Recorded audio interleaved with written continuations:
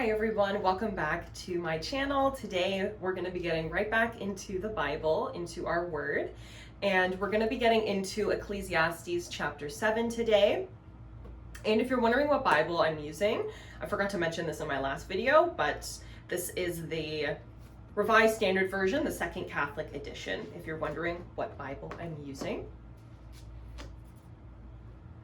So we're going to get right into it, and we're going to be reading from the book of Ecclesiastes, chapter 7, Wisdom and Folly Compared.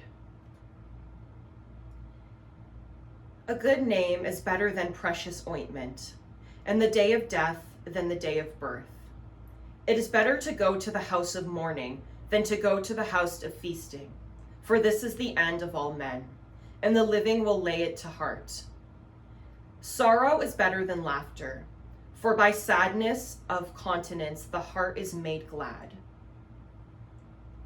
The heart of the wise is in the house of the mourning, but the heart of fools is in the house of mirth. It is better for man to hear the rebuke of the wise than to hear the song of fools. For as the crackling of thorns under a pot, so is the laughter of the fools. This also is vanity. Surely oppression makes the wise man foolish, and a bribe corrupts the mind. Better is the end of a thing than its beginning, and the patient in spirit is better than the proud in spirit. Be not quick to anger, for anger lodges in the bosom of fools. Say not, why were the former days better than these? For it is not from wisdom that you ask this. Wisdom is good with an inheritance, an advantage to those who see the sun. For the protection of wisdom is like the protection of money, and the advantage of knowledge is that wisdom preserves the life of him who has it. Consider the work of God. Who can make straight what he has made crooked? In the day of prosperity be joyful, and in the day of adversity consider. God has made the one as well as the other, so that man may not find out anything will be better after him. Inequalities of life. In my vain life I have seen everything. There is a righteous man who perishes in his righteousness, and there is a wicked man who prolongs his life in his evil doing. Be not righteous over much, and do not make yourself over wise. Why should you destroy yourself? Be not wicked over much, neither be a fool.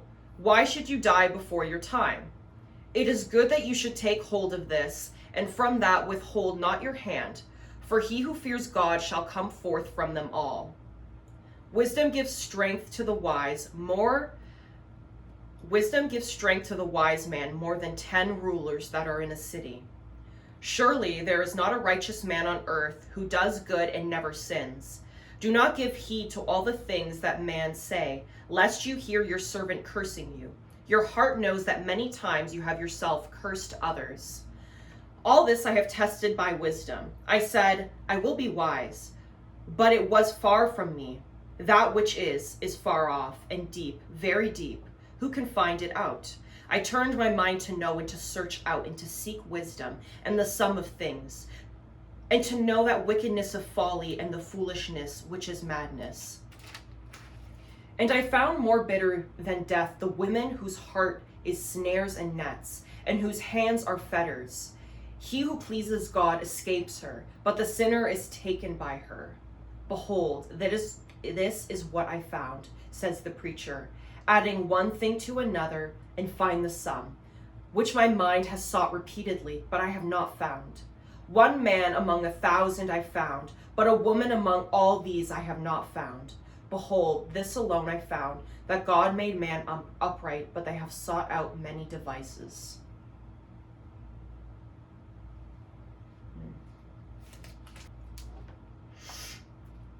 So in this chapter, right off the bat, I just love this first verse.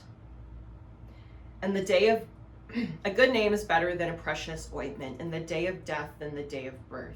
I mean, the day of death is, what I can understand from this is better than the day of birth, because, when you're put on this earth, you have to deal with, all the sins and all of the things that we have to deal with on this earth. But when we get to die, if we're seeking the right things and following the Lord and God, we're hoping that we can get to be with God in heaven. So I like that right off the bat. And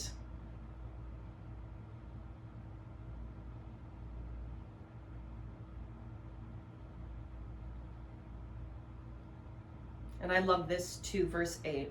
Better is the end of the thing than its beginning, and the patient in spirit is better than the proud in spirit. That one verse really sticks out to me as well. And then in this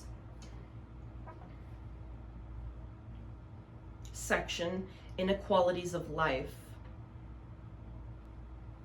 right away, in my vain life I have seen everything. There is a righteous man who perishes in his righteousness, and there is a wicked man who prolongs his life in his evil doing.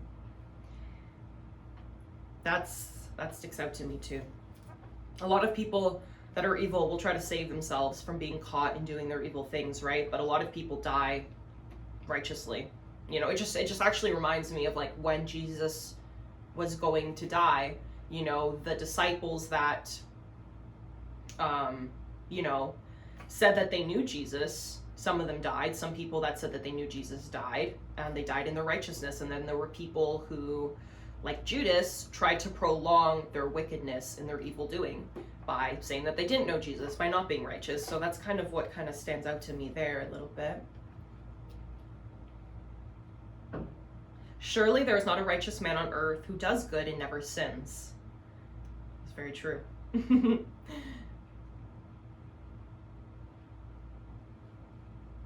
All this I have tested by wisdom. I said, I will be wise, but it was far from me. That which is far off and deep, very deep. Who can find it out? I turned my mind to know and to search and to seek wisdom in the sum of things, and to know the wickedness of folly and the foolishness which is madness. And I found more bitter than death the woman whose heart is snares and nets, and whose hands are fetters. He who pleases God escapes her, but the sinner is taken by her. Behold, this is what I found, says the preacher, adding one thing to another to find the sum, which my mind has sought repeatedly, but I have not found. One man among 1,000 I found, but a woman among all these I have not found. Behold, this alone I found, that God made man upright, but they have sought out many devices. I'm going to be honest with you guys. I find this part a little, I don't know. It's hard to understand truly. Like, are they saying, because I'm a woman, right? So I'm like trying to understand this. Are they saying that men are made upright and women are made, like, that's just, I'm going to be honest, I don't really fully understand this section. I mean, I understand that maybe there's more men that, if I can try to understand this, I'm getting from this that there are more men that follow God than women. Is that what it is? Is that like it's easier to find a man that follows God than women? I mean, I don't know if that's what that's supposed to mean. If you know what this, if you can understand this better than me, please put it in the comments, because I'm just trying to understand this just as much as you guys. We're going through this together. But that was chapter 7 in Ecclesiastes, and I really liked this one.